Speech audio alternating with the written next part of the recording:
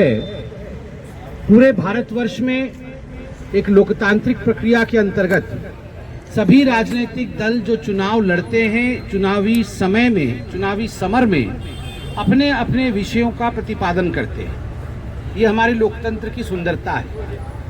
मगर मुझे बड़े दुख के साथ कहना पड़ रहा है कि हर राज्य के जो अपने अपने विषय होते हैं, ठीक उसी प्रकार जिस प्रकार राजस्थान का जब विषय उठता है तो मुख्यतः जो विषय उठते हैं वो चुभने वाले विषय उठते हैं। राजस्थान कोई साधारण स्थान नहीं, यह वीरों की भूमि है, यह शहीदों की भूमि है, यह ऐसे राजा महाराजाओं की भूमि है जिसने भारतवर्ष के लिए अपने खून को बहाया है, जिन्होंने महिला स्वाभिमान के लिए अपने आप को न्योछावर कर दिया है।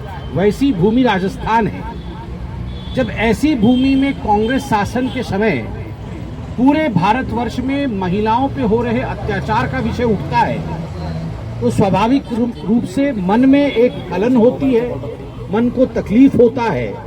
और मैं तो उड़ीसा का हूँ, जगन्नाथ प्रदेश का हूँ, मैं ये अच्छे तरह से समझ सकता हूँ कि राजस्थान के प्रत्येक व्यक्ति को किस प्रकार का अनुभव हो रहा होगा जब राजस्थान महिलाओं के उत्पीड़न में कांग्रेस शासन काल में नंबर 1 है। इस प्रकार की चर्चा होती होगी कि 2 लाख से अधिक FIR आज राजस्थान में महिला उत्पीड़न को लेकर रजिस्टर किए गए हैं। 35,000 रेप के केसेस हुए हैं, जिनमें 15,000 ऐसे हैं जो नाबालिग लड़कियों के साथ दुष्कर्म किया गया है। और आज जब मैं यहाँ सुबह पहुंचा तो कल रात लाडनू, नागौर के लाडनू में जो रेप हुआ है 15 वर्ष की बालिका के साथ, जो दुष्कर्म हुआ है, जो गैंगरेप हुआ है, और उसके बाद भी FIR नहीं करने की साजिश। बाद में शुक्र है कि कुछ लोगों ने इस विषय को बड़े जोर से उठाया तो FIR हुआ है। यह विषय भी मेरे कान में पड़ा है। मैं इस पर भी अपील करता हूं कि मीडिया जोर शोर से इस विषय को आगे बढ़ाए।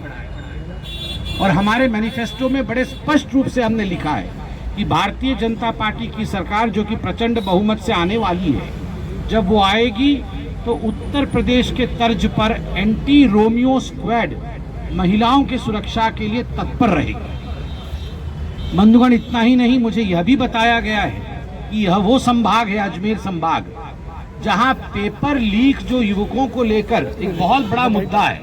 19 पेपर लीक हुए हैं परीक्षाओं के, उनके 2 दफ्तर इसी संभाग में। तो स्वाभाविक रूप से इस संभाग में युवकों के लिए अगर सबसे महत्वपूर्ण विषय कोई है तो वह पेपर लीक का है।